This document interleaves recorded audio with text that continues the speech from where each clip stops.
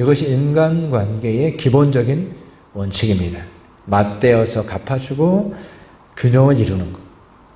네가 잘했으니까 나도 잘해주고 네가 잘못했으니까 나도 갚아주겠다. 균형을 이루는 거죠. 맞대어 갚아주는 것, 내가 당하지 않는 것, 그리고 균형을 유지하는 것 속에서 이룰 수 있는 것이 아무것도 없다라고 하는 것입니다. 그 당시만 하더라도 정말 정당했습니다. 너무나 당연한 전쟁이었습니다. 아프간 전쟁이라는 게. 지금 이 시점에서 다시 돌아보게 되면 아무것도 남은 것이 없습니다. 우리만 건들지 마. 우리 건들면 가만히 안 있어. 이것만 남았습니다. 20년의 시간과 그 생명을 잃었던 그 모든 것들의 결과가 무엇이겠습니까? 우리가 관계 안에서 그러한 균형을 맞추고 내가 받은 만큼 돌려주겠다라고 하는, 손해보지 않겠다라고 하는 그러한 관계의 모습 속에서 남는 것이 없습니다. 그래서 결국 남게 되는 것은 모든 관계에 있어서 기계적인 균형을 맞추는 데 있어서 남게 되는 것은 관계에 대한 회의입니다. 사람들과 사귀어봐야 별거 없더라. 남는 것이 없더라.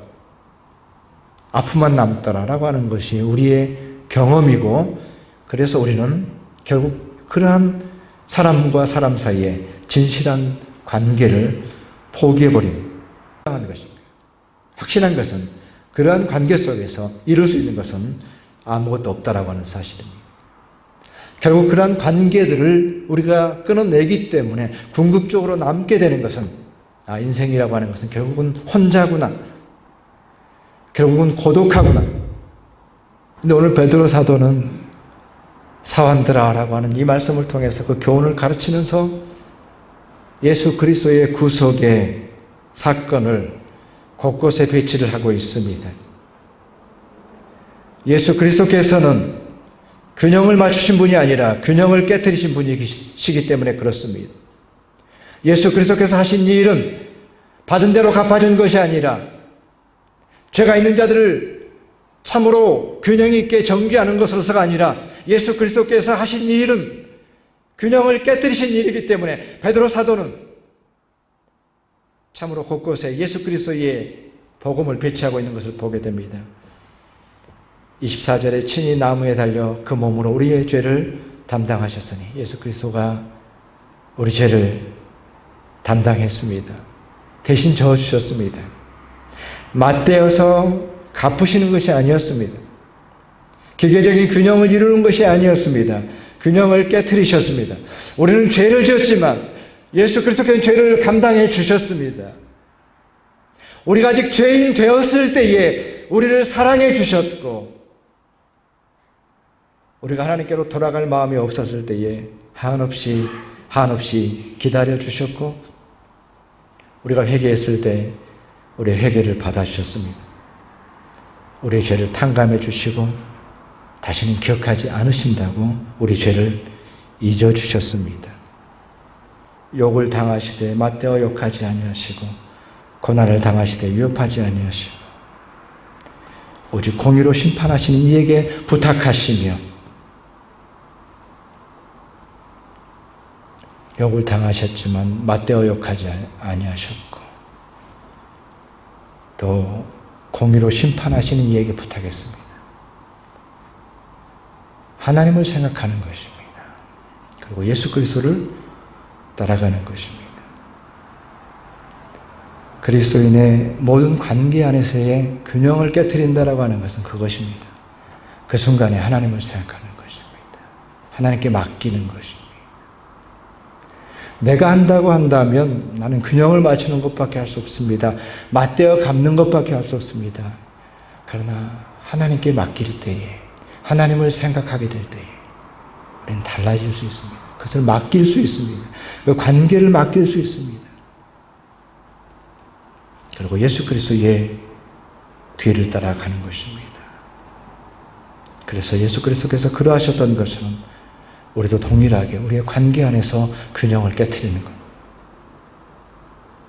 그가 나에게 잘못했지만 용서하는 것이고, 내가 받은 것이 없지만 베푸는 것이, 17세기 존 로크라는 사람이 관용에 관한 편지라고 하는 책을 썼습니다. 그 당시 이제 종교개혁 이후에 종교들 사이에 전쟁이 일어나고 억압이 일어나고 특별히 가톨릭 교회가 개신교를 억압하는 일들이 프랑스에 일어났을 때 거기에 대해서 관용에 대해서 책을 썼습니다. 그 책의 내용의 핵심은 뭐냐면은 교회의 본래 모습을 잘 생각해 보십시오. 교회가 지금은 때려 죽이고 교회가 지금은 정치를 간섭하고 교회가 왕들을 좌지우지하고 이러한 일들이 정죄하고 사람을 죽이고 하는 일들이 있지만 진정으로 처음 교회의 모습을 보십시오. 어떤 모습이었습니까? 그것은 관용의 모습이었습니다. 처음 교회의 모습을 보십시오. 그들은 관용하였습니다. 누구에게라도 관용하였습니다.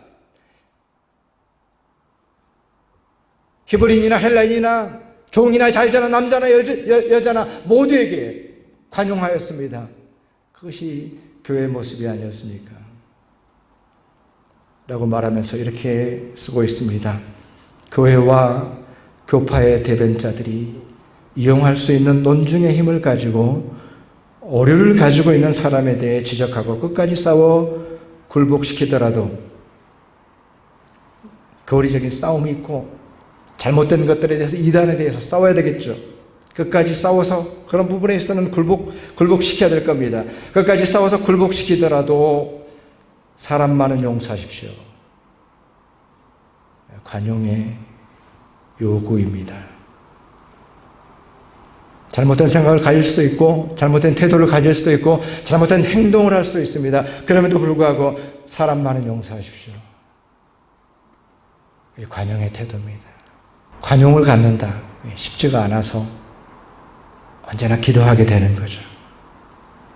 내가 용서하고 사랑하고 싶은데 그게 안 됩니다.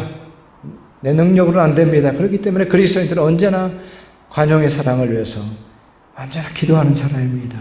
너희를 핍박하는 자를 위해서 기도하라라는 예수님의 말씀을 따라서 너를 박해할 때에 그를 위해서 기도해 주라. 주님께서 말씀하셨습니다.